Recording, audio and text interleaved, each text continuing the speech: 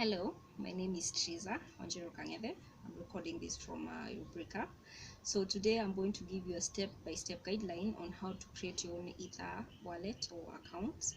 And before I begin, I'm going to give you a few pointers or a few things you should be aware of before you start creating one. First of all, despite the fact that you store funds here, you should know that this is not like storing funds in a regular bank. For starters, if you do get hacked or your funds get stolen, do not expect a refund. They do not refund you. Second of all, they cannot freeze your account for you. They cannot send your private key to you, which I will explain what it is. So make sure you save it well.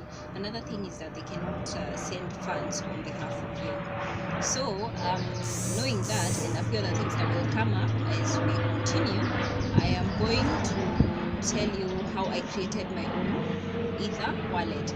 The first thing I did is I checked on the few wallets that you can use to create your own account, and there are quite a few, and I found some like there's a website called My Ether Wallet, there's Jax, and personally I used a website called MetaMask.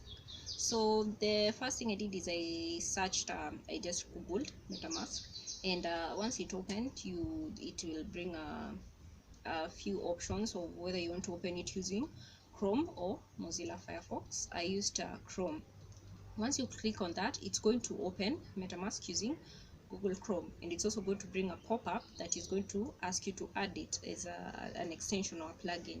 When you click on that, it's going to download and also add it as a plugin, which is going to appear as an orange icon at the top right side of your screen, just next to the search bar. It's going to be like an orange fox, let's say. Now that icon is a MetaMask icon, and the moment you've added it as a plugin or as an extension, it's always going to be there, let's say that. And when you click on it, the first thing it does, it's going to ask you to create a password. Now this password should not be something common. It should not be something you use on all your applications, or maybe someone can easily guess about you. Create something that you can easily remember, but at the same time a random person cannot guess.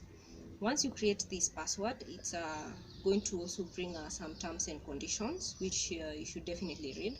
It's going to be like about 3 slides, and once you agree on those 3, it's going to bring a random phrase, which is called a password retrieval or recovery phrase. This phrase is very important because in case you do forget your password, you will need this phrase to recover that password. So what you do is you copy, paste, and save that password. It can be in Microsoft Word, or maybe in your clipboard, or an external hard drive, or maybe even print it out. Just make sure it doesn't only exist in your computer, because also when a computer crashes, you might lose it. And now once you've saved this password, this phrase, I'm sorry, you now you have it comes in form of like the account itself, so it has a small circle for you, profile picture. It has the option to edit your account where you can add your username. So once you do this, there are a few things you should do. The first thing you should do, there are 3 dots option. They're called like option key, like let me say 4 options, 3 dots. When you click on them, it will bring 4 things. So 2 of those are very important. The first thing you're supposed to do is you click on one that says export,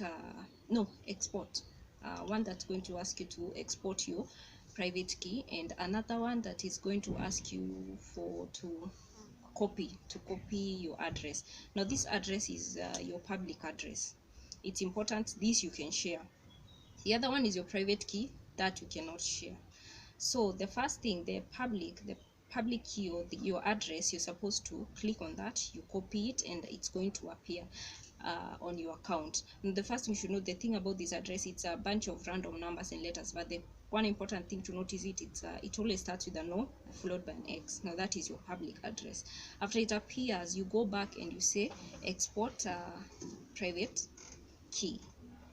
Now once you click on that, it's going to ask you for your password.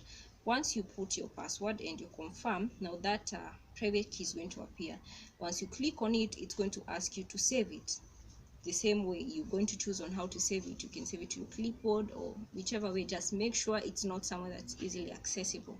Once you've saved that, like I've said, there's a public address and there's a private key. Now the private key, like I've said, you save it carefully. Once you've said that, there's a drop down, a small arrow next to that, which is a drop down. Once you click on that, that drop down is going to give you a few options, but the one thing you're supposed to do is to add yourself to the main network. Now once you add yourself to the main network, it makes sure now you can transact using Ethereum. That is also very important. Now once you've done that, you have your Ethereum wallet, and like I've said, do not forget your password is important, your private key, and also your password recovery phrase. Now you can also use your Ethereum wallet using your phone. How? You go through the same process like I've said. You download MetaMask, and you follow the same process. Now after you've done that, you've created an account. What you're supposed to do is download an app called Trust. Now that application, what you're going to do, you have saved, or wherever you've saved your password and your private key. They're very important because they're what you're going to use to log into this application. It is required. So in case you'd save them somewhere else, you can email them to yourself. You just copy and paste to where they ask you for your private key and your password. The moment you do that and you log in, you have access to your Ethereum wallet. So that is how I created my Ethereum wallet.